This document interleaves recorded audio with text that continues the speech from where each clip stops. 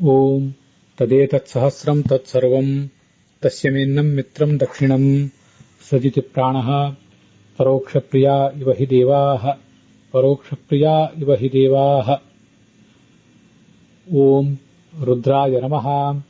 ಓಂ ಅಸ್ಮಾನ್ ವೃಣೀಶ್ವ ಯುಜ್ಯಾಯ ತಸ್ಮೈ ಏತೇ ಸ್ತೋಮಾ ನರಾಂ ನೃತಮ ತುಭ್ಯಮಸ್ಮದ್ರ್ಯಂಚೋ ದದತೋ ಮಘಾನಿ ತೇಷಾಮಿಂದ್ರ ರುಜಂ ದ್ರಾವಯತೆ ಯಸ್ಮಾತ್ ರುದ್ರಸ್ತಸ್ಮಾತ್ ಜನಾರ್ದನಃ.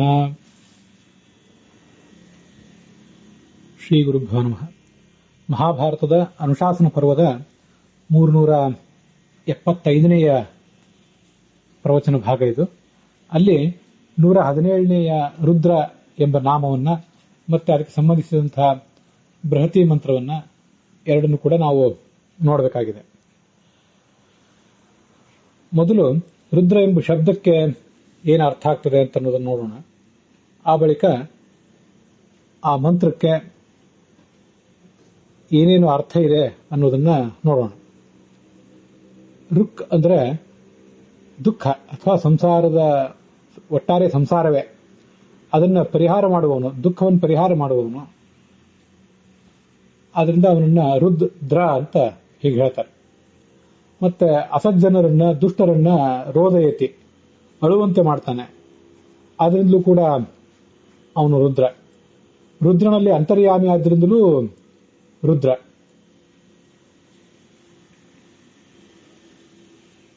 ರುಜಂ ದ್ರಾವಯತೆ ಯಸ್ಮಾತ್ ಅಂತ ಆಚಾರ್ಯರು ಬ್ರಹ್ಮಸೂತ್ರ ಭಾಷ್ಯದಲ್ಲಿ ಆ ರುದ್ರ ಎಂಬ ಶಬ್ದಕ್ಕೆ ಅರ್ಥ ಹೇಳ್ತಾರೆ.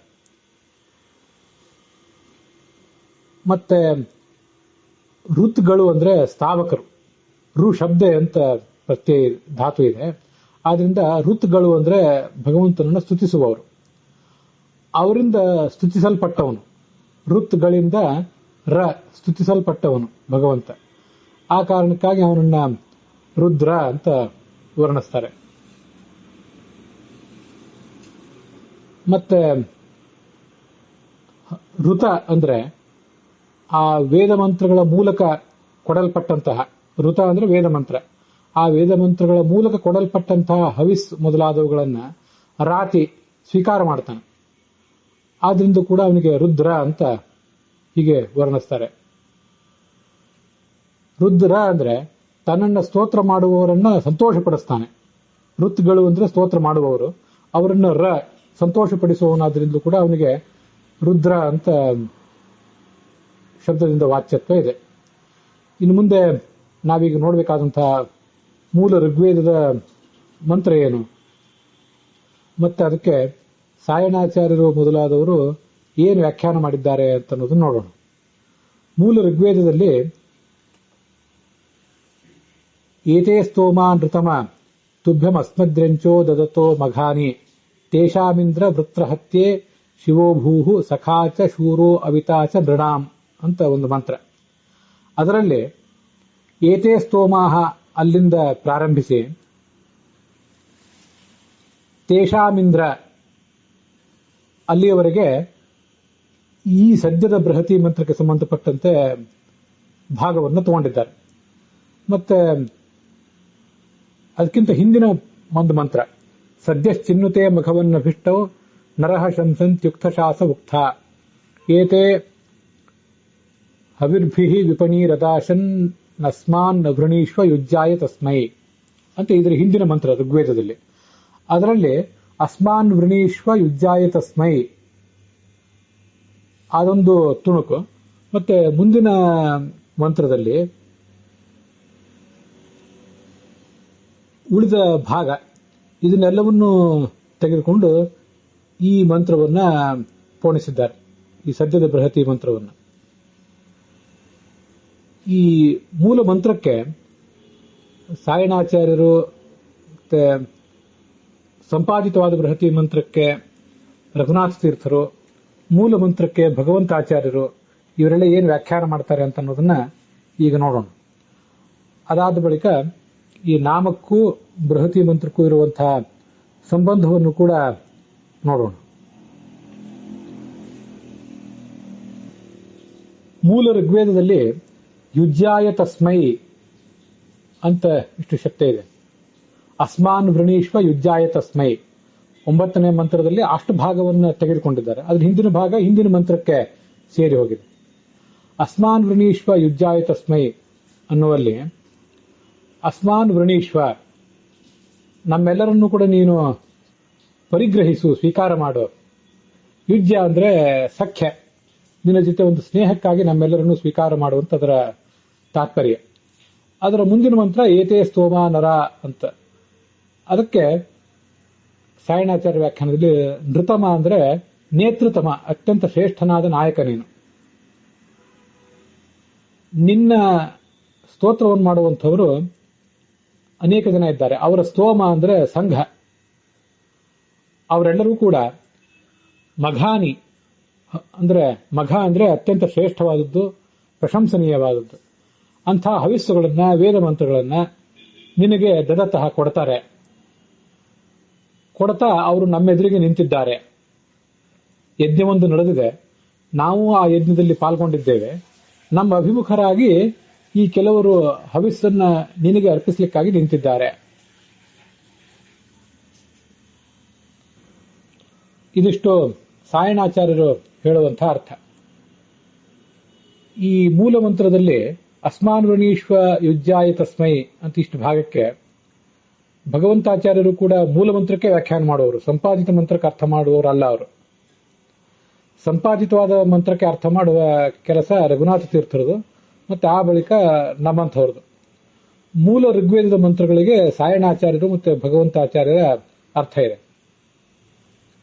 ಆದ್ದರಿಂದ ಭಗವಂತನೇ ನೀನು ನಮ್ಮನ್ನ, ಅಸ್ಮಾನ್ ನಮ್ಮನ್ನ ಸ್ವೀಕಾರ ಮಾಡಬೇಕು. ಯುಜ್ಯ ಅಂದ್ರೆ ಯೋಗ ಅಂತ ಅರ್ಥ ಬರೆದಿದ್ದಾರೆ ಭಗವಂತಾಚಾರ್ಯರು.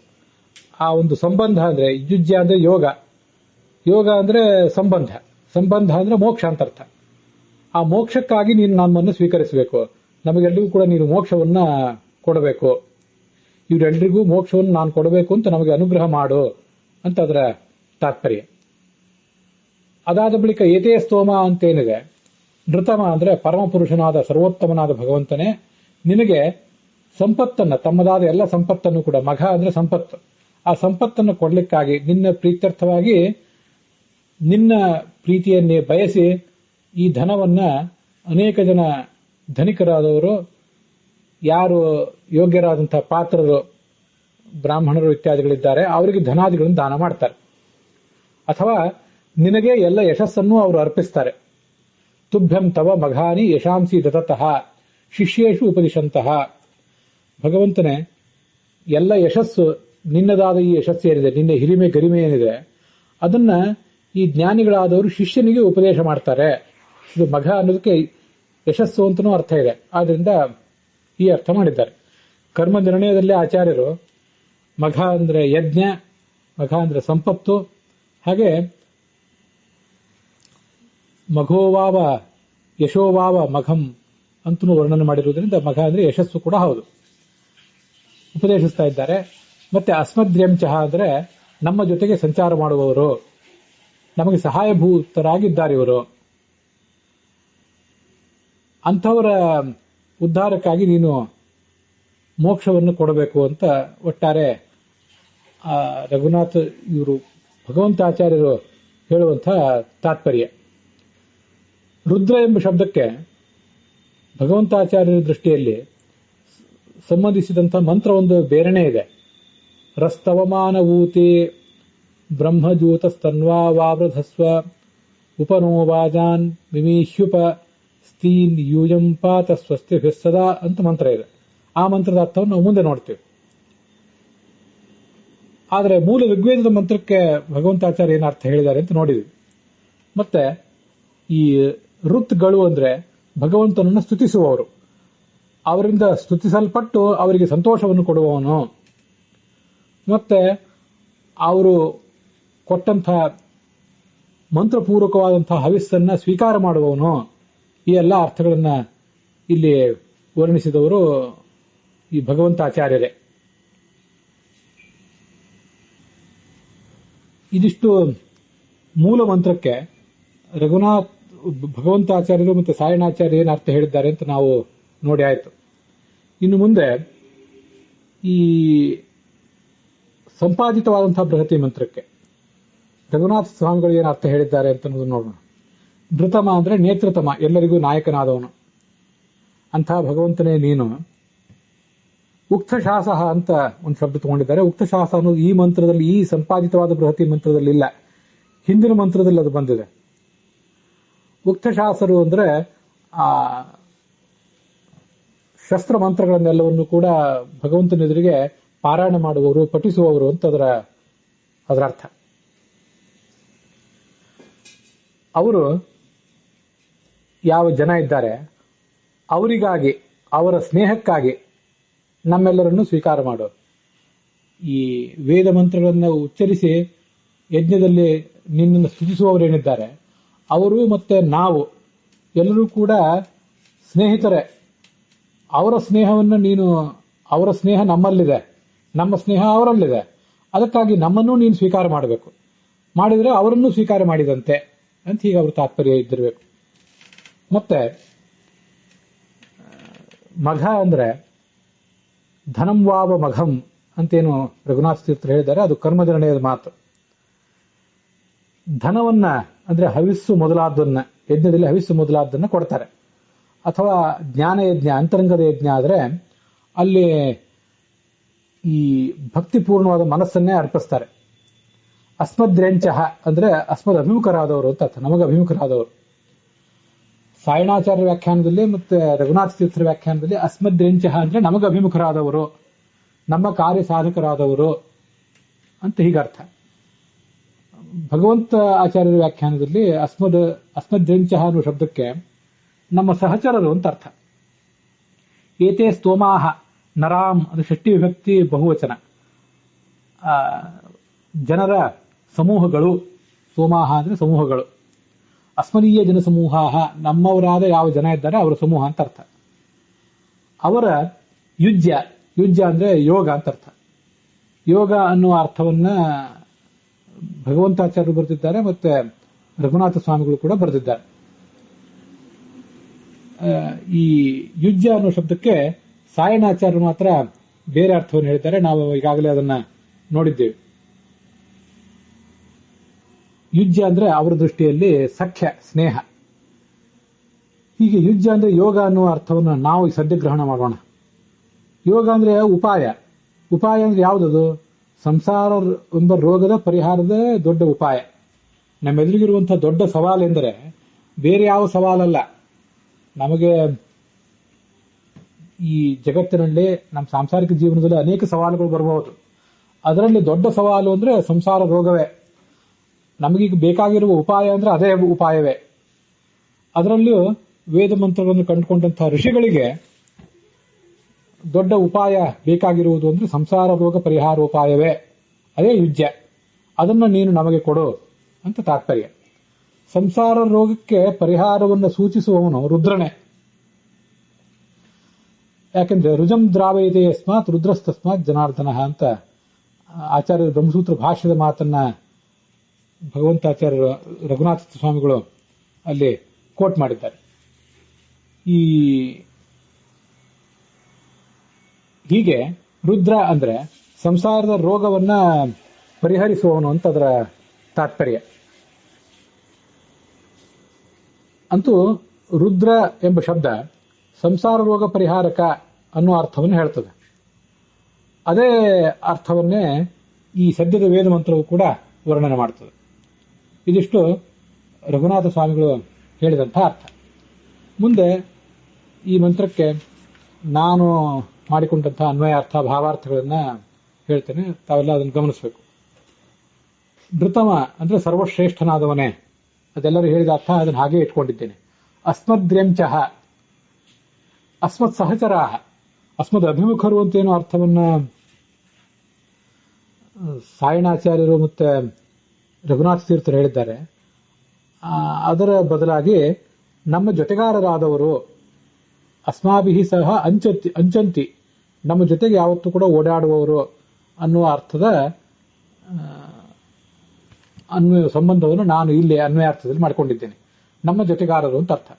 ನರರು ಅಂದ್ರೆ ಪುರುಷರು ಹೌದು, ಸ್ತ್ರೀಯರು ಹೌದು, ಎಲ್ಲರೂ. ಅವರ ಸಮೂಹಗಳು, ಅಂದ್ರೆ ಗುಂಪುಗಳು. ತುಭ್ಯಂ ನಿನಗೆ ಮಘಾನಿ ಅಂದ್ರೆ ಯಶಾಂಸಿ ದದತಃ, ಎಲ್ಲ ಯಶಸ್ಸನ್ನು ಅವರು ನಿನಗೆ ಅರ್ಪಣೆ ಮಾಡ್ತಾರೆ. ಎಲ್ಲ ಯಶಸ್ಸನ್ನು ನಿನಗೆ ಅರ್ಪಣೆ ಮಾಡುವುದು ಅಂದ್ರೆ ಜಗತ್ತಿನಲ್ಲಿ ಏನು ಸೃಷ್ಟಿ ಪಾಲನ ನಾಶ ಇತ್ಯಾದಿಗಳು ನಡೆದಿವೆ, ಮಹಾ ಕಾರ್ಯಗಳೆಲ್ಲ ನಡೆದಿವೆ, ಆ ಎಲ್ಲಾ ಕಾರ್ಯಗಳ ಕ್ರೆಡಿಟ್ ಸಲ್ಲಬೇಕಾದದ್ದು ಭಗವಂತನಿಗೆ. ಆ ಗೌರವ ಮಹತ್ವ ಅದರ ಪ್ರಶಂಸೆ ಎಲ್ಲವೂ ಸಲ್ಲಬೇಕಾದದ್ದು ಭಗವಂತನಿಗೆ. ಹಾಗಾಗಿ ಮಘ ಅಂದ್ರೆ ಯಶಸ್ಸು. ಆ ಅರ್ಥ ಆಚಾರ್ಯರು ತೋರಿಸಿಕೊಟ್ಟಂತಹ ಅರ್ಥನೇ ಆಗಿದೆ. ಅದನ್ನ ಭಗವಂತಾಚಾರ್ಯರು ಕೂಡ ಬರೆದದ್ದು ನಾವೀಗಾಗಲೇ ನೋಡಿದ್ದೇವೆ. ಹಾಗಾಗಿ ಯಶಸ್ಸನ್ನು ನಿನಗೇ ಕೊಡ್ತಾರೆ. ಅವರು ಭಗವಂತಾಚಾರ್ಯರು ಹೇಳಿದ ಪ್ರಕಾರ ನಿನ್ನ ಯಶಸ್ಸನ್ನು ಶಿಷ್ಯರಿಗೆ ಉಪದೇಶ ಮಾಡ್ತಾರೆ ಅಂತ. ಸರಿಯೇ? ಮತ್ತೆ ಎಲ್ಲ ಯಶಸ್ಸನ್ನು ನಿನಗವರು ಅರ್ಪಿಸ್ತಾರೆ. ಭಗವಂತನೇ, ನಿನ್ನ ಒಲುಮೆಯಿಂದ ನಿಖಿಲ ಜನರು ಬಂದು ಮನ್ನಿಸುವರು ಮಹಾರಾಯ, ನನ್ನದೇನದು ಇದರಲ್ಲಿದೆ, ಎನ್ನ ಮಹಿಮೆಗಳಿಂದ ಈ ಪರಿ ಉಂಟೇನೋ ಅಂತ ಹೇಳಿ ನಾನೇನು ಒಂದು ಪ್ರಶಂಸೆಯನ್ನ ಇತ್ಯಾದಿಯನ್ನ ಗಳಿಸಿದ್ದೇನೆ, ಅದೆಲ್ಲವೂ ನಿನ್ನ ಮಹಿಮೆಯಿಂದ ಆದದ್ದು ಅಂತ ನಿನಗೆ ಆ ಯಶಸ್ಸನ್ನ ಅವರು ಅರ್ಪಿಸ್ತಾರೆ. ನಿನ್ನ ಪ್ರೇರಣೆಯಿಂದ ನಿನ್ನ ಪ್ರೀತಿಯಿಂದ ಇದೆಲ್ಲವೂ ನಡೆದದ್ದು ಅಂತ ಅರ್ಪಿಸ್ತಾರೆ. ಅಂಥವರ ಯೋಗಕ್ಷೇಮವನ್ನು ನೀನು ನೋಡಬೇಕು. ಅವರು ಈ ಯಶಸ್ಸನ್ನು ಅರ್ಪಿಸಿದ್ದಾರೆ, ನಿನಗೆ ನಿನ್ನ ಹೊಗಳಿಕೆಯನ್ನ ನಿನ್ನ ಪ್ರಶಂಸೆಯನ್ನೇ ಮಾಡ್ತಾರೆ. ಮತ್ತೆ ತಮ್ಮ ಸಂಪತ್ತೆಲ್ಲವನ್ನು ನಿನಗೆ ಅರ್ಪಿಸ್ತಾರೆ, ಧನ ಕನಕಾದಿ ಸಂಪತ್ತು ಹವಿಸ್ಸೆಲ್ಲವನ್ನು. ಅವರ ಯುಜ್ಯ ಅಂದ್ರೆ ಸಂಸಾರ ರೋಗ ಪರಿಹಾರೋಪಾಯ, ಅದೇ ಯೋಗ. ಆ ಯೋಗಕ್ಕಾಗಿ ಅಸ್ಮಾನ್ ವೃಣೀಶ್ವ, ಅಸ್ಮತ್ ಸಹಚರರು ಅಂತ ಬಂತು, ಅವರು ನಮ್ಮ ಸಹಚರರು. ಅವರಿಗೆ ನೀನು ಸಂಸಾರ ರೋಗ ಪರಿಹಾರೋಪಾಯವನ್ನು ತಿಳಿಸಬೇಕಾಗಿದೆ. ನಮ್ಮನ್ನು ನೀನು ಸ್ವೀಕರಿಸಬೇಕು. ನಮ್ಮನ್ನು ಸ್ವೀಕರಿಸಿದ್ರೆ ಅವರಿಗೆ ಲಾಭ, ಅವರಿಗೆ ಸಂಸಾರದ ರೋಗ ಪರಿಹಾರೋಪಾಯವನ್ನು ನೀನು ತಿಳಿಸಿದ್ರೆ ನಮಗೂ ಲಾಭ. ಯಾಕೆಂದ್ರೆ ನಾವಿಬ್ಬರು ಸಹಚರರು ಅಂತ ಇಷ್ಟರ್ಥ ಅದಕ್ಕೆ. ಅಂತ ಯುಜ್ಯಾಯ ಅಂದ್ರೆ ಯೋಗಕ್ಕಾಗಿ ಅಸ್ಮಾನ್ ವೃಣೀಶ್ವ, ನಮ್ಮಲ್ಲಿ ಸ್ವೀಕಾರ ಮಾಡು ಭಗವಂತನೇ ಅಂತ ತಾತ್ಪರ್ಯ. ಅಸ್ಮದ್ರ್ಯಂಚ ಅಂದ್ರೆ ಅಸ್ಮಾಭಿಸಹ ಅಂಚಂತಿ, ನಮ್ಮ ಜೊತೆಗೆ ಯಾರು ಸಂಚಾರ ಮಾಡ್ತಾರೋ ಅವರೇ ಅಸ್ಮದ್ರ್ಯಂಚರು. ಯೋಗ ಅಂದ್ರೆ ಜ್ಞಾನೋಪಾಯ. ಭಾಗವತ ತಾತ್ಪರ್ಯದಲ್ಲಿ ಜ್ಞಾನಂಚ ಯೋಗ ಶಬ್ದಾರ್ಥ ಯುಜ್ಯತೇನೇನ ಯತ್ ಸುಖಂ, ಕ್ವಚಿತ್ ಜ್ಞಾನಂ ಕ್ವಚಿತ್ ಯೋಗ ಉಪಾಯ ಸ್ಯಾತ್ ಕ್ವಚಿತ್ ಚಿತ್ತ ನಿರೋಧನಂ ಅಂತ ಹೀಗೆ ಭಾಗವತ ತಾತ್ಪರ್ಯದಲ್ಲಿ ಆಚಾರ್ಯ ಹೇಳ್ತಾರೆ. ಯೋಗ ಅಂದ್ರೆ ಒಂದು ಜ್ಞಾನ ಅಂತಾನೆ ಅರ್ಥ ಇದೆ. ಯಾಕೆಂದ್ರೆ ಜ್ಞಾನದಿಂದ ನಮಗೆ ಸುಖ ಸಿಗುತ್ತದೆ. ಹಾಗಾಗಿ ಯುಜ್ಯತೆ ಅನೇನ ಜ್ಞಾನೇನ ಸುಖಂ ಯುಜ್ಯತೆ, ನಮಗೆ ದೊರೆಯುತ್ತದೆ ಸುಖವು ಹೊಂದಲ್ಪಡುತ್ತದೆ. ಆ ಕಾರಣಕ್ಕಾಗಿ ಜ್ಞಾನವನ್ನೇ ಯೋಗ ಅಂತ ಶಬ್ದದಿಂದ ಹೇಳ್ತಾರೆ. ಇನ್ನು ಕೆಲವು ಕಡೆ ಕ್ವಚಿತ್ ಯೋಗ ಉಪಾಯ ಸ್ಯಾತ್, ಕೆಲವು ಕಡೆ ಜ್ಞಾನೋಪಾಯವನ್ನೂ ಯೋಗ ಎಂಬ ಶಬ್ದದಿಂದ ಹೇಳ್ತಾರೆ. ಹಾಗಾಗಿ ಯೋಗ ಅಂದ್ರೆ ಜ್ಞಾನವೂ ಹೌದು, ಜ್ಞಾನೋಪಾಯವೂ ಹೌದು. ಕ್ವಚಿತ್ ಚಿತ್ತ ನಿರೋಧನಂ. ಯೋಗ ಅಂದ್ರೆ ಯೋಗಾಸನ ಪ್ರಾಣಾಯಾಮ ಇತ್ಯಾದಿಗಳನ್ನು ಮಾಡಿ ಮನಸ್ಸನ್ನು ಹತೋಟಿಯಲ್ಲಿಡ್ಲಿಕ್ಕಾಗಿ ನಾವು ಯಮ ನಿಯಮ ಆಸನ ಯೋಗ ಪ್ರಾಣಾಯಾಮ ಇತ್ಯಾದಿಗಳನ್ನು ಏನು ಮಾಡ್ತೀವಿ, ಆ ಒಂದು ಯೋಗವೂ ಹೌದು. ನಮಗೆ ಭಗವಂತ ಇದನ್ನೆಲ್ಲವನ್ನೂ ಮಾಡಬೇಕಾಗಿದೆ. ಮೊದಲು ಯಮ ನಿಯಮ ಆಸನ ಪ್ರಾಣಾಯಾಮ ಇತ್ಯಾದಿಗಳನ್ನು ನಮಗೆ ಅವನು ಅನುಗ್ರಹಿಸಬೇಕಾಗಿದೆ, ಆ ಶಕ್ತಿಯನ್ನು ಅನುಗ್ರಹಿಸಬೇಕಾಗಿದೆ. ಅದಾದ ಬಳಿಕ ಜ್ಞಾನದ ಉಪಾಯವನ್ನು ಅನುಗ್ರಹಿಸಬೇಕು, ಕೊನೆಗೆ ಜ್ಞಾನವನ್ನು ಅನುಗ್ರಹಿಸಬೇಕು. ಯೋಗ ಅನ್ನೋ ಶಬ್ದಕ್ಕೆ ಜ್ಞಾನದ ಹಂತಗಳು, ಈ ಯಮ ನಿಯಮ ಆಸನ ಪ್ರಾಣಾಯಾಮ ಇತ್ಯಾದಿಗಳು, ಅವು ಯೋಗ. ಅವುಗಳನ್ನು ನಮಗೆ ಭಗವಂತ ಕೊಡಬೇಕು. ಅದಾದ ಬಳಿಕ ಜ್ಞಾನದ ಉಪಾಯಗಳಾದಂತಹ ಶ್ರವಣ ಮನನ ಇತ್ಯಾದಿಗಳನ್ನು ಭಗವಂತ ನಮಗೆ ಕೊಡಬೇಕು. ಕೊನೆಗೆ ಜ್ಞಾನ ಅಂದ್ರೆ ಯೋಗವೇ, ಯೋಗ ಅಂದ್ರೆ ಜ್ಞಾನವೇ, ಅದನ್ನು ನಮಗೆ ಭಗವಂತ ಕೊಡಬೇಕು ಅಂತ ಅದರ ತಾತ್ಪರ್ಯ. ಸಮ್ಯಕ್ ತತ್ವದೃಶಿ ಸಾಂಖ್ಯಂ ಯೋಗ ತತ್ಸಾಧನಂ ಸ್ಮೃತಂ ಅಂತಲೂ ಕೂಡ ಗೀತಾ ತಾತ್ಪರ್ಯದಲ್ಲಿ ತತ್ವಜ್ಞಾನಕ್ಕೆ ಸಾಂಖ್ಯ ಅಂತಾರೆ, ಯೋಗ ಅಂದ್ರೆ ಅದರ ಸಾಧನ ಅಂತ ಅರ್ಥ ಹೇಳ್ತಾರೆ. ಹಾಗಾಗಿ ಯುಜ್ಯ ಅಂದ್ರೆ ಯೋಗ ಅಂತ ಅರ್ಥ. ಬ್ರಹ್ಮಸೂತ್ರ ಭಾಷ್ಯದಲ್ಲಿ ರುಜಂ ದ್ರಾವೈತೆ ಯಸ್ಮಾತ್ ರುದ್ರಸ್ತಸ್ಮಾತ್ ಜನಾರ್ದನ, ಭಗವಂತ ಜನಾರ್ದನ ರುದ್ರ ಅಂತ ಯಾಕೆ ಕರೆಸ್ಕೊಂಡಿದ್ದಾನೆ ಅಂದ್ರೆ ರುಜಂ ರೋಗವನ್ನ ದ್ರಾವಯತೆ ಹೊಡೆದು ಓಡಿಸುತ್ತಾನೆ. ಇದು ನಾನುಮಾನ ಮತಚ್ಛಬ್ದಾತ್ ಎಂಬ ಸೂತ್ರದಲ್ಲಿ ಬಂದದ್ದು, ಬ್ರಹ್ಮಾಂಡ ಪುರಾಣದ ಶ್ಲೋಕ ಇದು. ಆಚಾರ್ಯರು ತಮ್ಮ ಬ್ರಹ್ಮಸೂತ್ರ ಭಾಷ್ಯದಲ್ಲಿ ಉದ್ಧರಿಸಿರುವಂತಹದ್ದು. ನಮಗೆಲ್ಲರಿಗೂ ರೋಗ ಅಂದ್ರೆ ದೈಹಿಕವಾದ ರೋಗಗಳು ನಮ್ಮ ಸಮಸ್ಯೆ. ಅದು ದೇಹಕ್ಕೆ ಬಂದ ರೋಗ ಕೂಡಲೇ ನಮ್ಮ ಗಮನಕ್ಕೆ ಬರ್ತದೆ. ಆದ್ರಿಂದ ಇದನ್ನು ರೋಗ ಅಂತ ನಾವು ಕಂಡುಕೊಂಡು ಅದರ ಪರಿಹಾರ ಉಪಾಯಕ್ಕಾಗಿ ಚಡಪಡಿಸ್ತೇವೆ. ಮನಸ್ಸಿಗೆ ಬಂದಿರುವಂತಹ ರೋಗಗಳು ದೇಹಕ್ಕೆ ಬಂದ ರೋಗಗಳಷ್ಟು ಕೂಡಲೇ ಗಮನಕ್ಕೆ ಬರೋದಿಲ್ಲ. ದೇಹದ ರೋಗಗಳ ಪರಿಹಾರಕ್ಕಾಗಿ ದೇಹ ವೈದ್ಯರ ಹತ್ರ ನಾವು ಹೋಗ್ತೇವೆ. ಮನಸ್ಸಿಗೆ ನಮ್ಗೆಲ್ಲರಿಗೂ ಅನೇಕ ರೋಗಗಳು ಬಡದೇ ಇವೆ. ಆದರೂ ಆ ಮನಸ್ಸಿಗೆ ಬಂದಂತಹ ರೋಗಗಳ ಗುರುತು ನಮಗೆ ಬೇಗ ಆಗೋದಿಲ್ಲ. ಆದ್ರಿಂದ ಪತ್ತೆ ಬೇಗ ಆಗೋದಿಲ್ಲ. ಆದ್ರಿಂದ ಮನೋವೈದ್ಯರ ಹತ್ರ ತೀರಾ ಅನಿವಾರ್ಯ ಆದಾಗ, ಒಬ್ಬ ವ್ಯಕ್ತಿ ತೀರಾ ಹುಚ್ಚುಚ್ಚಾಗಿ ವರ್ತಿಸಿದ್ರೆ ಮಾತ್ರ, ಅನೇಕ ತರದ ಕಾಂಪ್ಲೆಕ್ಸ್ಗಳು ಆತನನ್ನ ಕಾಡಿದಾಗ ಮಾತ್ರ ಮನೋವೈದ್ಯರ ಹತ್ರ ಕರ್ಕೊಂಡು ಹೋಗ್ತಾರೆ. ಸಾಮಾನ್ಯವಾಗಿ ನನಗೊಂದೇನೋ ಮನಸ್ಸಿಗೆ ಸಮಸ್ಯೆ ಇದೆ, ರೋಗ ಇದೆ, ನನ್ನನ್ನೊಂದಿಷ್ಟು ನೋಡಿ ಅಂತ ಯಾವ ಮನುಷ್ಯನು ಆ ಮನೋವೈದ್ಯರ ಹತ್ರ ಹೋಗೋದೇ ಇಲ್ಲ. ಮನೋವೈದ್ಯರ ಹತ್ರ ಹೋಗೋರು ಹುಚ್ಚರು ಅಂತ ಸಾಮಾನ್ಯವಾಗಿ ನಮ್ಮಲ್ಲಿ ಕಲ್ಪನೆ ಇದೆ. ಹುಚ್ಚರು ಅಲ್ಲ, ಸ್ವಲ್ಪ ಹುಚ್ಚು ನಮ್ಮಲ್ಲಿ ಎಲ್ಲರಲ್ಲೂ ಇದ್ದೇ ಇದೆ. ಹುಚ್ಚಿನ ವಿಷಯ ಮತ್ತು ಪ್ರಮಾಣ ಮಾತ್ರ ಒಬ್ಬರಿಂದ ಒಬ್ಬರಿಗೆ ಬೇರೆ ಬೇರೆ ಅಷ್ಟೇ. ಅಷ್ಟು ಬಿಟ್ರೆ ಸ್ವಲ್ಪ ಎಲ್ಲರೂ ಹುಚ್ಚರೇ ಆಗಿದ್ದಾರೆ ಈ ಜಗತ್ತಿನಲ್ಲಿ. ಹೀಗೆ ದೇಹಕ್ಕೆ ಬಂದ ರೋಗಗಳು ನಮಗೆ ಗೊತ್ತಾಗ್ತವೆ, ಮನಸ್ಸಿಗೆ ಬಂದ ರೋಗಗಳು ಅಷ್ಟಾಗಿ ಗೊತ್ತಾಗೋದಿಲ್ಲ. ಆತ್ಮಕ್ಕೆ ಬಂದ ರೋಗಗಳಂತೂ ತೀರಾ ಯಾರೋ ಕೆಲವರಿಗೆ ಅಪರೂಪಕ್ಕೊಬ್ಬರಿಗೆ ಗೊತ್ತಾಗ್ತವೆ. ಆತ್ಮಕ್ಕೆ ಬಂದ ರೋಗಗಳು ಅಂದ್ರೆ ಅದೇ ಅಜ್ಞಾನವೇ ದೊಡ್ಡ ರೋಗ. ನನಗೆ ಗೊತ್ತಾಗೋದು, ನಮ್ಮಂತ ಸಾಮಾನ್ಯರಿಗೆ ಆತ್ಮಕ್ಕೆ ಬಡಿದ ರೋಗಗಳು ಗೊತ್ತಾಗೋದಿಲ್ಲ ಅನ್ನೋ ಕಾರಣಕ್ಕಾಗಿ ದಾಸರು ನಮ್ಮನ್ನ ಯಾವ ರೋಗವು ನನಗೆ ತಿಳಿಯೋದೋ ಕೈ ಹಿಡಿದು ನೋಡೋ ಧನ್ವಂತರಿ ಅಂತ ಆ ಧನ್ವಂತರಿಯನ್ನು ಪ್ರಾರ್ಥನೆ ಮಾಡಿರೋದು. ನಮ್ಮ ಮೂಲಭೂತ ಸಮಸ್ಯೆಗಳೇ ನಮಗೆ ಕಾಣಿಸೋದಿಲ್ಲ. ಸಮಸ್ಯೆಗಳೇ ನಮಗೆ ಕಾಣದೆ ಹೋದಾಗ ನಮಗೆ ಅದರ ಪರಿಹಾರೋಪಾಯ ಆದ್ರೂ ಕಾಣುವುದು ಹೇಗೆ?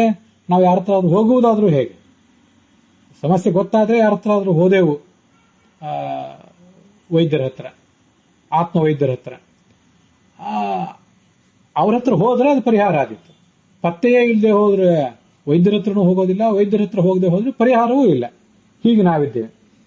ಆದ್ರಿಂದ ನಮ್ಮ ರೋಗಗಳೆಲ್ಲ ಇವತ್ತು ದೇಹಕ್ಕೆ ಏನು ಇನ್ಫೆಕ್ಷನ್ ಆಗಿದೆ ಅನ್ನೋದನ್ನು ಗಮನಿಸೋದ್ರಲ್ಲೇ ಇದೆ.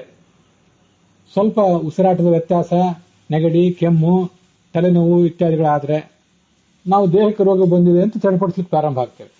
ಮನಸ್ಸಿಗೆ ಬಂದದ್ದು ಗೊತ್ತಾಗೋದಿಲ್ಲ, ಆತ್ಮಕ್ಕೆ ಬಂದದಂತೂ ಗೊತ್ತಾಗೋದೇ ಇಲ್ಲ. ಆತ್ಮಕ್ಕೆ ಮೂಲಭೂತವಾಗಿ ಅನೇಕ ಜನ್ಮಗಳಿಂದ ಅಂಟಿಕೊಂಡು ಬಂದಿರುವ ರೋಗ ಅಂದ್ರೆ ಸಂಸಾರ ರೋಗವೇ, ಅದೇ ಅಜ್ಞಾನವೇ. ಅಜ್ಞಾನ, ತಪ್ಪು ತಿಳುವಳಿಕೆ, ಸಂಶಯ ಇವೇ ದೊಡ್ಡ ರೋಗಗಳು. ಪೂರ್ವಗ್ರಹಗಳು ಇವೇ ದೊಡ್ಡ ರೋಗಗಳು. ದೇಹಕ್ಕೆ ಬಂದಿರುವ ರೋಗಗಳೆಲ್ಲ ಆಯಾ ಶರೀರ ಇರುವಷ್ಟು ಕಾಲ ಇರುವಂತ ರೋಗಗಳು.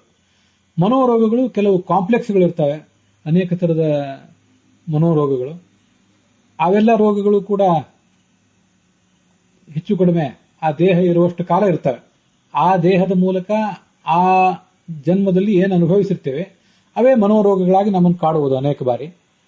ಕೆಲವು ಬಾರಿ ಹಿಂದಿನ ಸಮಸ್ಯೆಗಳು ಕೂಡ ಮನೋರೋಗವಾಗಿ ಕಾಡುವುದಿಲ್ಲ ಅಂತಿಲ್ಲ. ಆತ್ಮದ ರೋಗಗಳು ಮಾತ್ರ ಅನೇಕ ಜನ್ಮಗಳ ಹಿಂದಿನಿಂದಲೇ ನಮಗೆ ಬೆನ್ನಟ್ಟಿ ಬಂದಿರುವಂಥವು. ಅದೇ ರುಕ್ ಅಂದ್ರೆ ಸಂಸಾರ ರೋಗ, ಅಜ್ಞಾನ. ಅದನ್ನ ದ್ರಾವಯತೆ, ಇದು ರುದ್ರ ಶಬ್ದದ ಅರ್ಥ. ಆ ರುದ್ರ ಶಬ್ದದ ಅರ್ಥವೇ ಬೃಹತಿ ಮಂತ್ರದಲ್ಲಿ ವರ್ಣಿತ ಆಗಿದೆ. ಯಾವ ಶಬ್ದದಿಂದ? ಯೋಗ ಎಂಬ ಅರ್ಥವನ್ನು ಕೊಡುವಂಥ ಯುಜ್ಯ ಎಂಬ ಶಬ್ದದಿಂದ. ಯೋಗವನ್ನು ನಮಗೆ ಕೊಡು ಭಗವಂತನೇ ಅಂತ ಅಲ್ಲಿ ಪ್ರಾರ್ಥನೆ ಇದೆ. ತಸ್ಮೈ ಯುಜ್ಯಾಯ, ಆ ಯೋಗಕ್ಕಾಗಿ ನಮ್ಮನ್ನು ಸ್ವೀಕರಿಸು ಭಗವಂತನೇ, ಯೋಗೋಪದೇಶಕ್ಕಾಗಿ. ಈ ಉಪದೇಶವೇ ನಮಗೆ ಅರ್ಥ ಆಗ್ತಿಲ್ಲ. ದಾಸರು ಹೇಳ್ತಾರಲ್ಲಿ, ಯಾರಾದರೂ ತತ್ವೋಪದೇಶ ಮಾಡ್ತಾರೆ ಅಂತ ಕೇಳಿದ್ರು, ಕಿವಿಗೆ ಬಿದ್ರು ಆ ತತ್ವೋಪದೇಶವನ್ನು ಕೇಳುವಂತ ರುಚಿ ನಮಗೆ ಬರೋದಿಲ್ಲ. ನನಗೇನು ರೋಗ ಬಡದಿದೆಯೋ, ಯಾವ ದೊಡ್ಡ ರೋಗ ನನಗೆ ಬಡದಿದೆಯೋ ನೀನು ನೋಡು, ಕೈ ಹಿಡಿದು ನೋಡು ಅಂತ ಆ ಭಗವಂತನ ಬಳಿಗೆ ನಮ್ಮನ್ನು ನಾವು ಒಡ್ಕೋಬೇಕು. ನಮಗೇನೂ ರೋಗ ಇಲ್ಲ ಅಂತ ದುರಹಂಕಾರಿಗಳಾಗಿ ಕೂಡಬಾರದು. ಅದನ್ನೇ ಆ ಯೋಗಕ್ಕಾಗಿ ನಮ್ಮನ್ನ ಸ್ವೀಕರಿಸು ಭಗವಂತನೇ ಅಂತ ಬೃಹತಿ ಮಂತ್ರ ವರ್ಣನೆ ಮಾಡಿದೆ. ಯುಜ್ಯಾಯ ಅಂದ್ರೆ ಯೋಗಾಯ ಅಂತ ಅರ್ಥ. ಯೋಗಾಯ ಅಂತಂದ್ರೆ ಸಂಸಾರ ರೋಗಭೂತವಾದಂತಹ, ಸಂಸಾರ ರೋಗಗಳಾದಂತಹ ಅಜ್ಞಾನದ, ಸಂಸಾರ ರೋಗವಾದದ್ದು ಅಜ್ಞಾನ. ಆ ಅಜ್ಞಾನದ ಪರಿಹಾರೋಪಾಯವೇ ಯೋಗ. ಆ ಯೋಗಕ್ಕಾಗಿ, ಯೋಗೋಪದೇಶಕ್ಕಾಗಿ ನಮ್ಮನ್ನು ನೀನು ಸ್ವೀಕರಿಸು ಅಂತ ಅದರ ಒಟ್ಟಾರೆ ಅರ್ಥ. ಅದರ ಭಾವಾರ್ಥ ಹೀಗಿದೆ: ಸರ್ವೋತ್ತಮನಾದ ಭಗವಂತನೇ, ನಮ್ಮ ಜೊತೆಗಾರರಾದ ಅನೇಕಾನೇಕ ಸ್ತ್ರೀ ಪುರುಷರು ತಮ್ಮೆಲ್ಲಾ ಸಂಪತ್ತನ್ನ, ಯಶಸ್ಸನ್ನ ನಿನಗೆ ಅರ್ಪಿಸಿದ್ದಾರೆ. ಅವರೆಲ್ಲರ ಸಂಸಾರದ ರೋಗವೆನಿಸಿದಂತಹ ಅಜ್ಞಾನದ ಆಳವಾದ ಅಜ್ಞಾನ ಏನಿದೆ, ಸಂಸಾರ ರೋಗವೆನಿಸಿದಂತಹ ಆಳವಾದ ಅಜ್ಞಾನ, ವಿಪರೀತ ಜ್ಞಾನ, ಮಿಥ್ಯಾಜ್ಞಾನ, ಅದರ ಪರಿಹಾರೋಪಾಯವಾದ ತತ್ವಜ್ಞಾನವನ್ನು ನೀನು ನಮಗೆ ಕೊಡು, ನಮ್ಮನ್ನು ಸ್ವೀಕರಿಸು ಅಂತ ಅದರ ತಾತ್ಪರ್ಯ. ಈ ಸಂದರ್ಭದಲ್ಲಿ ರುದ್ರಾಧ್ಯಾಯದ ಆ ಒಂದು ಮಾತು ನನಗೆ ನೆನಪಿಗೆ ಬರ್ತದೆ: ಅಧ್ಯವೋಚದಧಿವಕ್ತ ಪ್ರಥಮೋ ದೈವ್ಯೋಭಿಷಕ್ ಅಹೀಶ್ಚ ಸರ್ವಾಹ ಜಂಭಯನ್ ಸರ್ವಾಶ್ಚ ಯಾತು ಧಾನ್ಯ ಅಂತ. ದೈವ್ಯಾಭಿಷಕ್, ದೇವವೈದ್ಯನಿವನು. ಮನುಷ್ಯರಿಗೆ ಬಂದಿರುವಂತಹ ರೋಗಗಳನ್ನು ಮಾತ್ರ ನೋಡುವವನಲ್ಲ, ದೇವತೆಗಳಿಗೂ ಬಂದ ರೋಗಗಳಿಗೂ ಇವನೇ ನಾಶಕ. ದೇವತೆಗಳು ಕೂಡ ಇವನನ್ನೇ ನಮ್ಮ ಕುಟುಂಬದ ವೈದ್ಯ ಅಂತ ಪರಿಗಣನೆ ಮಾಡಿದ್ದಾರೆ. ಇವನು ಸ್ವಯಂ ದೇವತೆ, ಆದ್ರಿಂದ ದೇವಶ್ಚಾಸೋ ವೈದ್ಯಶ್ಚ ದೇವವೈದ್ಯ.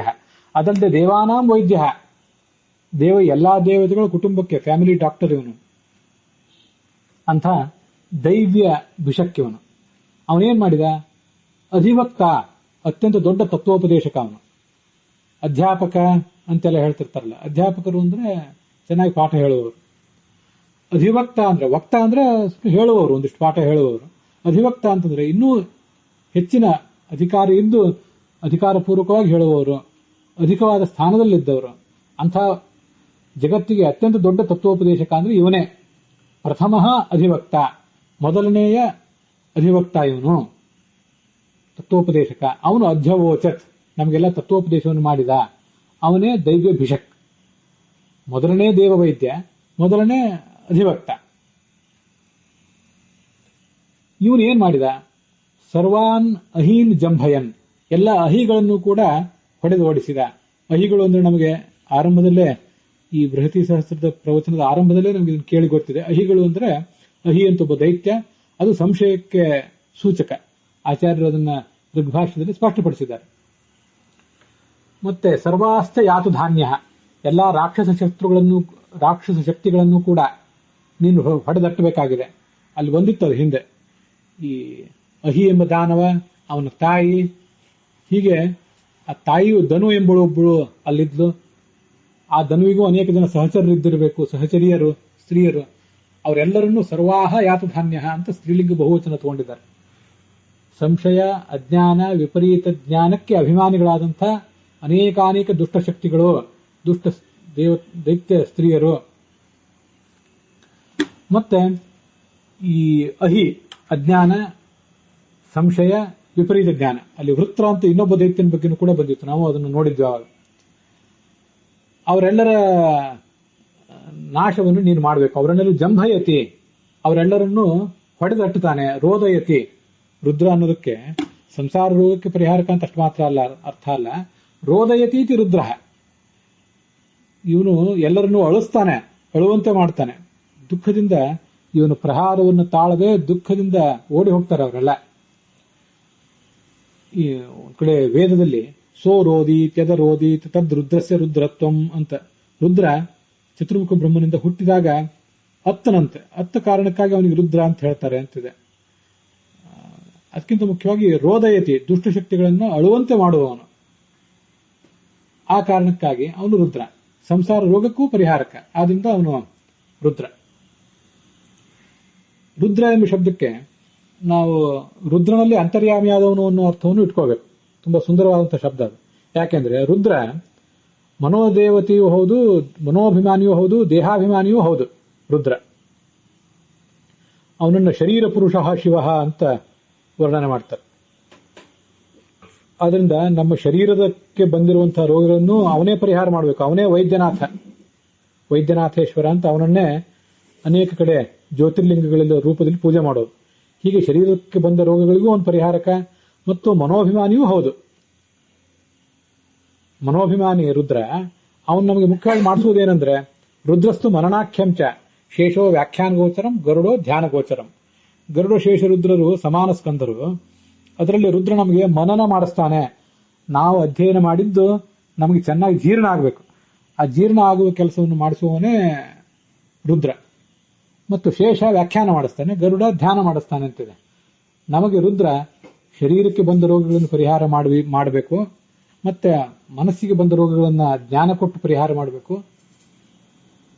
ಸ್ಥಿರವಾದ ಸ್ಮರಣೆಗೆ ಅವನು ಅಭಿಮಾನಿ ಅಂತ ಕೂಡ ಛಾಂದೋಗ್ಯ ಉಪನಿಷತ್ನಲ್ಲಿ ಸ್ಮರೋ ಪಾರ್ವತಿಗಿಂತ ಸ್ಮರ ದೊಡ್ಡವನು ಅಂತ ವರ್ಣನೆ ಮಾಡಿದ್ದಾರೆ ಛಾಂದೋಗ್ಯ ಭಾಷ್ಯದಲ್ಲಿ.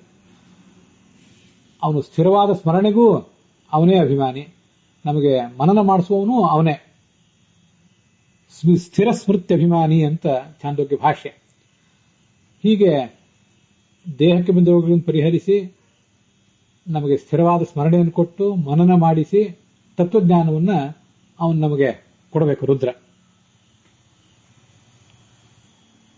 ಮುಮುಕ್ಷವೋ ಬ್ರಹ್ಮಣಶ್ಚ ಶಿವಾದಿಂದ್ರಾದಿಭಿಸ್ತಥ ಜ್ಞಾನಂ ಪ್ರಾಪ್ಯೈವ ವಿಪುಲಂ ಮುಚ್ಚಂತೆ ಬ್ರಹ್ಮಣಾಸಹ ಅಂತ ಭಾಗವತ ತಾತ್ಪರ್ಯ. ಮೋಕ್ಷಕ್ಕೆ ಹೋಗಬೇಕು ಅಂತ ಬಯಸುವವರು ಬ್ರಹ್ಮನಿಂದ, ಶಿವನಿಂದ, ಇಂದ್ರಾದಿಗಳಿಂದ ಎಲ್ಲರಿಂದಲೂ ತತ್ವಜ್ಞಾನವನ್ನು ಪಡ್ಕೋಬೇಕು, ಆಮೇಲೆ ಮೋಕ್ಷಕ್ಕೆ ಹೋಗ್ತಾರೆ ಅಂತ ಅಲ್ಲಿ ವರ್ಣನೆ ಇದೆ.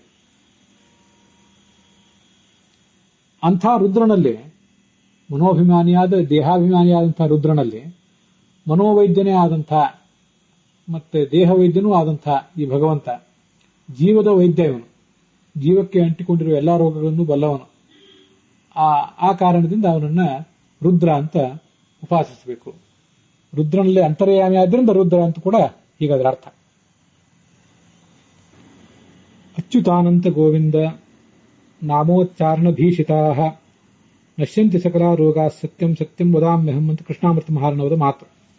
ಅಚ್ಯುತ, ಅನಂತ, ಗೋವಿಂದ ಅಂತ ನಾಮೋಚ್ಚಾರ ಮಾಡಿದರೆ ಅದೇ ಒಂದು ಔಷಧ, ಅದರಿಂದ ಎಲ್ಲಾ ರೋಗಗಳು ಪರಿಹಾರ ಕಾಣುತ್ತವೆ ಅಂತ ಅದರ ಅಭಿಪ್ರಾಯ. ನಾವು ಇದನ್ನು ಚರಕ ಸಂಹಿತಾದಲ್ಲಿ ನೋಡಿದ್ದೇವೆ, ಹಿಂದೆನೆ ನೋಡಿದ್ದೇವೆ ಇದನ್ನ. ವಿಷ್ಣುಂ ಸಹಸ್ರಮೂರ್ಧಾನಂ ಚರಾಚರ ಪತಿಂ ವಿಭುಂ ಸ್ತುವನ್ ನಾಮ ಸಹಸ್ರೇಣ ಜ್ವರಾನ್ ಸರ್ವಾನ್ ವ್ಯಪೋಹತಿ. ಸಹಸ್ರ ಶೀರ್ಷನಾದಂಥ ಚರಾಚರ ಜಗತ್ತಿಗೆ ಒಡೆಯನಾದ ಭಗವಂತನನ್ನ 1000 ನಾಮಗಳಿಂದ ನಾವು ಸ್ತುತಿಸಿದರೆ ಎಲ್ಲಾ ರೋಗಗಳನ್ನು ಮನುಷ್ಯ ಕಳ್ಕೋತಾನೆ. ಎಲ್ಲಾ ನಾಮಗಳಿಗೂ ಅಷ್ಟು ಮಹತ್ವ ಇದ್ದೇ ಇದೆ. ಅಲ್ಲಿ ವಿಶೇಷವಾಗಿ ರೋಗ ಪರಿಹಾರಕವಾದ ಮಂತ್ರ ಈ ರುದ್ರ ಅನ್ನೋ ಮಂತ್ರ, ಚರಕಾಚಾರ್ಯ ಹೇಳಿದ್ದುದು. ಧನ್ವಂತರಿ ರೀತಿ ಖ್ಯಾತಃ ಆಯುರ್ವೇದ ದೃಕ್ ಇಜ್ಜಭಾಕ್. ರುದ್ರನಲ್ಲಿ ಈತ ಧನ್ವಂತರಿ ಎಂಬ ಹೆಸರಿನಿಂದ ಭಗವಂತ ಇದ್ದಾನೆ. ಅವನು ಆಯುರ್ವೇದವನ್ನು ಕಂಡುಕೊಂಡಂಥವನು. ಇಜ್ಜಭಾಕ್, ಋಗ್ವೇದದಲ್ಲಿ ವೈಶ್ವದೇವದಲ್ಲಿ ಅವನಿಗೆ ಆಹುತಿ ಇದೆ. ಧನ್ವಂತರಿಶ್ಚ ಭಗವಾನ್ ಸ್ವಯಮಾಸ ದೇವ ನಾಮ್ನಾ ನೃಣಾಂ ಪುರುರುಜಾಂ ರುಜ ಆಶು ಹಂತಿ. ಭಾಗವತ ತಾತ್ಪರ್ಯ 2ನೇ ಸ್ಕಂದದಲ್ಲಿ. ಎಲ್ಲ ಜನರ ಪುರುರುಜಾಂ, ಮನುಷ್ಯರು ಅಂದ್ರೆ ಹೇಗೆ ಒಟ್ಟಾರೆ ಪುರುರುಜಾಂ, ಅನೇಕಾನೇಕ ರೋಗಗಳಿಂದ ತಪ್ತರಾದವರು ಇವರು. ಅವರ ರೋಗಗಳಿಂದ ಪರಿಹಾರ ಮಾಡುವವನೇ ಈತ ರುದ್ರ. ಐತರೇಯ ಭಾಷ್ಯದಲ್ಲಿ ರೌದ್ರತ್ವಾತ್ ರುದ್ರ ಸ ಶಿವಸ್ಯಾಪಿ ಅಂತರ್ಯಾಮಿ ಮಕಾರಾರ್ಥ. ಅಕಾರ ಉಕಾರ ಮಕಾರಗಳಿಂದ ಕೂಡಿದ ಓಂಕಾರ ಏನಿದೆ ಅದರಲ್ಲಿ ಮಕಾರದಿಂದ ಪ್ರತಿಪಾದ್ಯನಾದವನು ನರಸಿಂಹ, ಅವನು ರುದ್ರ. ಯಾಕೆಂದ್ರೆ ರೌದ್ರತ್ವಾತ್ ರುದ್ರ, ಭಯಂಕರನಾದ್ದರಿಂದ ರುದ್ರ ಅಂತ ವರ್ಣನೆ ಮಾಡಿದ್ದಾರೆ. ನೃಸಿಂಹೋ ರುದ್ರನಾಮಕಃ ರೌದ್ರತ್ವಾತ್ ಅಂತ ಐತರೇಯ ಭಾಷ್ಯ.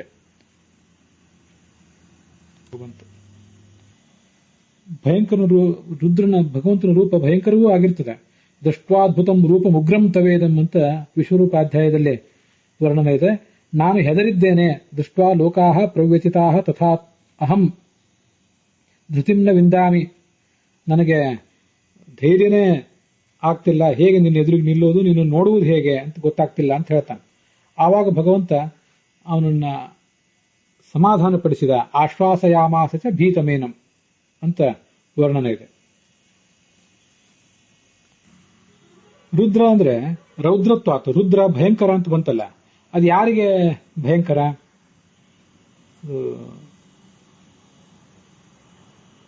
ಲಕ್ಷ್ಮೀ, ಚತುರ್ಮುಖ ಮೊದಲಾದವರಿಗೆ ಅದು ಖಂಡಿತವಾಗಿಯೂ ಭಯಂಕರ ಅಲ್ಲ.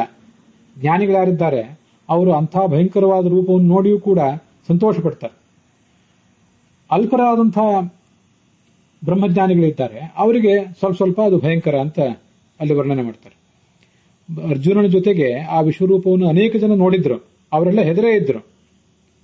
ಭೂಮೇಹೇ ಭಾರಾರ್ಥಂ ಉದ್ಯಮಾತ್ ಉಗ್ರತ್ವಮಿವ ಸರ್ವತ್ರ. ಭೂಭಾರ ಹರಣಕ್ಕಾಗಿ ತಾಳಿದ ರೂಪ ಆದ್ದರಿಂದ ಆ ಉಗ್ರತ್ವ ಇದ್ದದ್ದು ಹೌದು. ನಭೀತಿ ಬ್ರಹ್ಮದರ್ಶಿನ, ಜ್ಞಾನಿಗಳಿಗೆ ಭಯ ಇಲ್ಲ.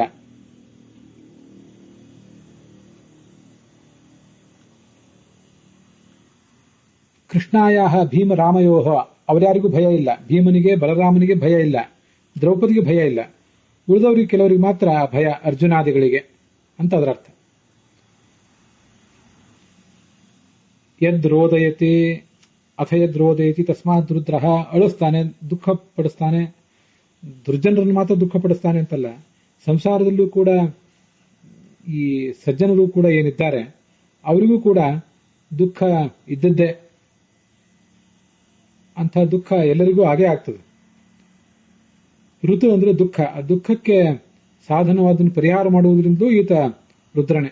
ಶಾಂಕರ ಭಾಷ್ಯದಲ್ಲಿದೆ, ಮುಂದೆ ನಾವು ಅದನ್ನ ನೋಡ್ತೇವೆ.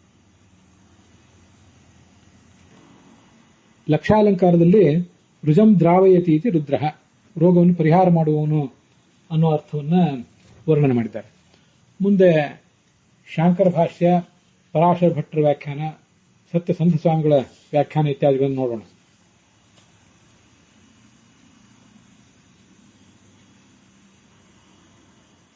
ಸೋರೋದಿ ದೆದರೋದಿ ತದ್ರುದ್ರಸ್ಯ ರುದ್ರತ್ವಂ ಅಂತ ಏನಿದೆ, ಇದು ತೈತ್ರಿಯ ಸಂಹಿತಾದ್ದು. ತಾನು ಅತ್ತ ಅಂತ ಒಂದು ಅರ್ಥ ಇದೆ. ಅಳುವುದು ಮಾತ್ರ ಅಲ್ಲ, ಜೋರಾಗಿ ಗರ್ಜನೆ ಮಾಡಿದ ಅಂತ ಕೂಡ ಆ ಅರೋದಿತ್ ಅನ್ನೋದಕ್ಕೆ ಅರ್ಥ ಆಗ್ತದೆ. ಶಾಂಕರ ಭಾಷ್ಯಕ್ಕನುಸಾರವಾಗಿ ಪ್ರಳಯ ಕಾಲದಲ್ಲಿ ಪ್ರಜೆಗಳನ್ನ ಸಂಹರಿಸಿ ಅವರೆಲ್ಲರೂ ಅಳುವಂತೆ ಮಾಡುವವನು ಅಂತ ಹೀಗೊಂದು ಅರ್ಥವನ್ನು ಹೇಳ್ತಾರೆ. ಅದಕ್ಕೆ ವಾಣಿಯನ್ನು ಅನುಗ್ರಹಿಸುವವನು ಅನ್ನೋ ಅರ್ಥವನ್ನು ಹೇಳ್ತಾರೆ. ಈ ಋತು ಅಂದ್ರೆ ಶಬ್ದ ಅಂತ ಅರ್ಥ. ಶಬ್ದ ಅಂದ್ರೆ ವಾಣಿ, ಸರಸ್ವತಿ. ಅವಳನ್ನ ರಾತಿ, ಅವಳಿಗೆ ರಾತಿ ಅನುಗ್ರಹವನ್ನ ಮಾಡುವವನು. ಆ ಕಾರಣಕ್ಕಾಗಿ ಅವನು ರುದ್ರ. ಇಂಥದ್ದೊಂದು ವಿಶಿಷ್ಟವಾದ ಅರ್ಥವೂ ಕೂಡ ಅದಕ್ಕಿದೆ. ರೋದನ ಅಂದ್ರೆ ರು ಶಬ್ದ, ಅದು ಕೇವಲ ಅಳುವುದು ಗೋಳಾಡುವುದೇ ಮಾತ್ರ ಶಬ್ದ ಅಲ್ಲ. ಒಟ್ಟೆ ಎಲ್ಲಾ ರೀತಿಯಾದಂತಹ ಶಬ್ದಗಳು ಕೂಡ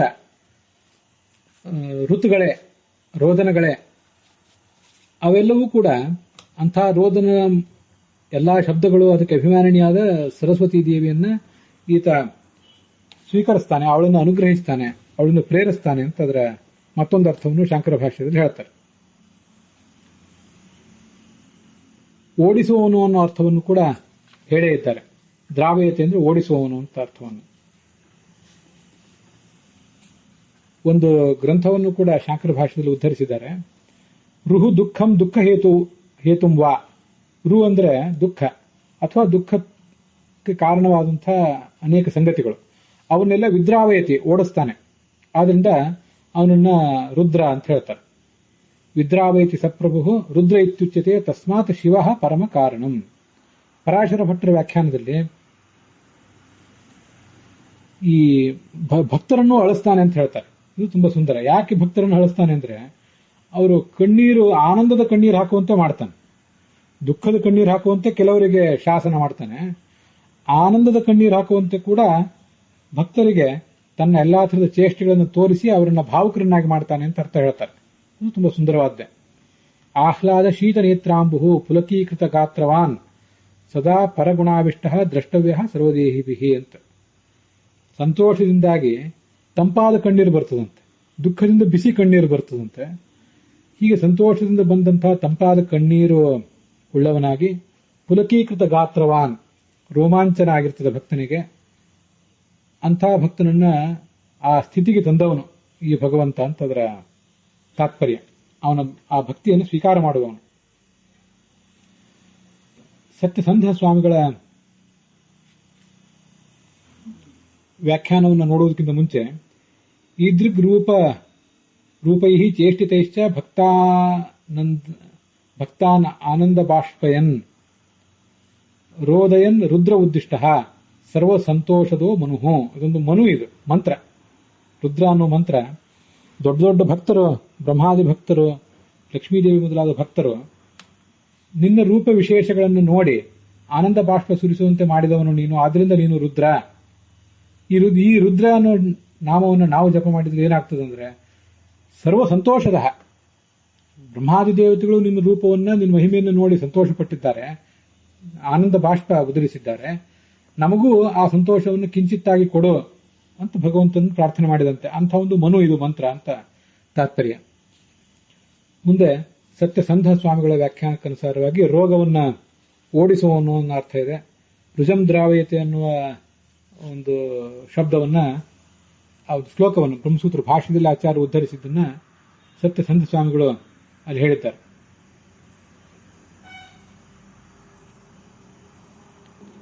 ರುಜ ದ್ರಾವಕತ್ವಾತ್ ರುದ್ರಃ ರೋದಯತೀತಿ ರುದ್ರಃ ರುದಂ ಶಬ್ದಂ ಭೇರ್ಯಾದೀನಾಂ ಭೇರಿ ನಗಾರಿ ಮೊದಲಾದ ಶಬ್ದಗಳಿಗೆ ಕಾರಣ ಇವನು, ಆದ್ರಿಂದ ಕೂಡ ಇವನನ್ನ ರುದ್ರ ಅಂತ ವರ್ಣಿಸ್ತಾರೆ. ಮತ್ತೆ ರುದ ಅಂದ್ರೆ ಭಕ್ತರು ಮಾಡುವಂತಹ ಸ್ತೋತ್ರ ಶಬ್ದ, ಅದರಿಂದ ರಮತೆ, ಅದನ್ನು ಕೇಳಿ ಸಂತೋಷ ಪಡ್ತಾನೆ. ರುದ್ರ ಅಂದ್ರೆ ಕೇವಲ ಭಯಂಕರವಾದಂತಹ ಅರ್ಥ, ನಮ್ಮನ್ನ ಭಯಪಡಿಸುವಂತಹ ಉಗ್ರವಾದಂತಹ ಅರ್ಥ ಅಂತ ಮಾತ್ರ ನಾವು ಅನುಸಂಧಾನ ಮಾಡಬೇಕಾಗಿಲ್ಲ. ರುದ್ರ ಅಂದ್ರೆ ನಾವು ಮಾಡಿದ ಶಬ್ದವನ್ನು ಕೇಳಿ ಸಂತೋಷ ಪಡ್ತಾನೆ. ತತ್ಕಾಲದಲ್ಲಿ ನನಗೊಂದು ಅರ್ಥ ಹೊಳಿತಿದೆ, ನಾವು ಮಾಡಿದ ಸ್ತೋತ್ರಗಳನ್ನು ಕೇಳಿ ಸಂತೋಷ ಪಡ್ತಾನೆ. ಪ್ರಾಯ ಚತುರ್ಮುಖ ಬ್ರಹ್ಮಾದಿಗಳು, ಲಕ್ಷ್ಮೀದೇವಿ ಮೊದಲಾದವರು ಮಾಡಿದ ಸ್ತೋತ್ರ ಅವನಿಗೆ ತುಂಬಾ ಆಹ್ಲಾದಕವಾಗೇ ಇರ್ತದೆ. ನಮ್ಮಂಥವ್ರು ಮಾಡಿದ ರೋದನಗಳು, ನಾವು ಹತ್ತರು ನಮ್ಮಂಥವ್ರು ಸ್ತೋತ್ರ ಮಾಡಿದ್ರು, ಅದನ್ನೂ ಕೇಳಿ ಅಲ್ಪಭಕ್ತರಾದಂತಹ ಅಲ್ಪಜ್ಞಾನಿಗಳಾದಂತಹ ಇವರು ದುಃಖದಿಂದ ಅಳತಾ ಸಂಸಾರದ ರೋಗದಿಂದ ಪೀಡಿತರಾಗಿ ದುಃಖದಿಂದ ಅಳುತ್ತಿದ್ದಾರೆ. ಅಂಥ ರೋಗಗಳನ್ನು, ಅಂಥ ರೋದನಗಳನ್ನು ಕೇಳಿಯೂ ಕೂಡ ಸಂತೋಷ ಪಡ್ತಾನೆ. ಯಾಕೆಂದ್ರೆ ಈ ಜಗತ್ತಿನಲ್ಲಿ ಧ್ವನ್ಯಾತ್ಮಕ ಶಬ್ದಗಳಿಂದಲೂ ಅವನೇ ವಾಚ್ಯ. ನಮಗೆ ಒಂದು ವೇಳೆ ನಾವೇ ಅಳುವಂತೆ ಆದರೆ, ನಮ್ಮ ಸುತ್ತಮುತ್ತಲಿನವರು ಯಾರಾದರೂ ದುಃಖದಿಂದಾಗಿಯೂ ಆದರೂ ಅಳುವಂತೆ ಆದರೆ, ಆ ಎಲ್ಲ ಧ್ವನ್ಯಾತ್ಮಕ ಶಬ್ದಗಳಿಂದ ಅವನೇ ವಾಚ್ಯ ಅಂತ ನಾವು ತಿಳ್ಕೊಳ್ಬೇಕು. ದುಃಖ ಆದಾಗ ಎಲ್ಲರೂ ಅತ್ತೆ ಅಳ್ತಾರೆ, ಆದರೆ ಆ ದುಃಖವಾಚಕವಾದಂತಹ ಆ ಉದ್ಗಾರಗಳೇನಿರ್ತವೆ, ಧ್ವನ್ಯಾತ್ಮಕ ಶಬ್ದಗಳಾಗಲಿ ವರ್ಣಾತ್ಮಕ ಶಬ್ದಗಳಾಗಲಿ, ಅದರಿಂದಲೂ ಭಗವಂತ ವಾಚ್ಯ ಅಂತ ತಿಳ್ಕೊಂಡ್ಬಿಟ್ರೆ ಭಗವಂತ ಸಂತೋಷ ಪಡ್ತಾನೆ. ಇಲ್ಲದೆ ಹೋದ್ರೆ ಆ ಹತ್ತದ್ರಿಂದ ನಮಗೂ ಕಿರಿಕಿರಿ, ಇನ್ನೊಬ್ಬರಿಗೂ ಕಿರಿಕಿರಿ ಅಷ್ಟೆ. ಹೀಗೆ ಈ ಕಾರಣದಿಂದ ಆತ ರುದ್ರ. ಇಲ್ಲಿವರೆಗೆ ಆ ರುದ್ರ ಎಂಬ ಶಬ್ದದ ಅರ್ಥವನ್ನ ಮತ್ತೆ ಯೋಗದ ಉಪಾಯವನ್ನ ಅವನು ನಮ್ಗೆ ಹೇಳ್ಕೊಡ್ತಾನೆ ಅನ್ನೋದನ್ನು ಕೂಡ ನೋಡಿದ್ದೇವೆ. ನಮ್ಮ ದೇಹಕ್ಕೆ ಬಂದಿರೋ ರೋಗಗಳನ್ನು ಪರಿಹರಿಸಿ, ಮತ್ತೆ ಮನಸ್ಸಿನ ರೋಗಗಳಾದಂತಹ ಸಂಶಯ, ವಿಪರೀತ ಜ್ಞಾನ, ಅಜ್ಞಾನ ಇತ್ಯಾದಿಗಳನ್ನೆಲ್ಲ ಪರಿಹರಿಸಿ ನಮಗೆ ಯೋಗವನ್ನ, ತತ್ವಜ್ಞಾನದ ಉಪಾಯವಾದಂತಹ ಶ್ರವಣ ಮನನಾದಿಗಳನ್ನ ನಮಗೆ ಮಾಡಿಸ್ತಾನೆ. ಮತ್ತೆ ಯೋಗವನ್ನು ಕೊನೆಯ ಬಾರಿ, ಯೋಗ ಎಂಬ ಶಬ್ದಕ್ಕೆ ಉಪಾಯ ಅಂತನೂ ಅರ್ಥ ಇದೆ, ಜ್ಞಾನೋಪಾಯ ಅಂತನೂ ಅರ್ಥ ಇದೆ, ಮತ್ತೆ ಜ್ಞಾನ ಅಂತನೂ ಅರ್ಥ ಇದೆ. ಹೀಗಿರುವುದರಿಂದ ಆ ಜ್ಞಾನವನ್ನು ಕೂಡ ನಮಗವನು ಕೊಡುವವನು. ನಾವು ಮಾಡುವ ಎಲ್ಲ ಈ ಸ್ತೋತ್ರಗಳನ್ನ ಕೇಳಿ ಸಂತೋಷ ಪಡುವವನು. ಆ ಕಾರಣಕ್ಕಾಗಿ ಅವನನ್ನ ರುದ್ರ ಅಂತ ಹೀಗೆ ನಾವು ಉಪಾಸನೆ ಮಾಡಬೇಕು. ಅಲ್ಲಿಗೆ ಇವತ್ತಿನ ಈ ಭಾಗ ಸಮಾಪ್ತವಾಗಿದೆ.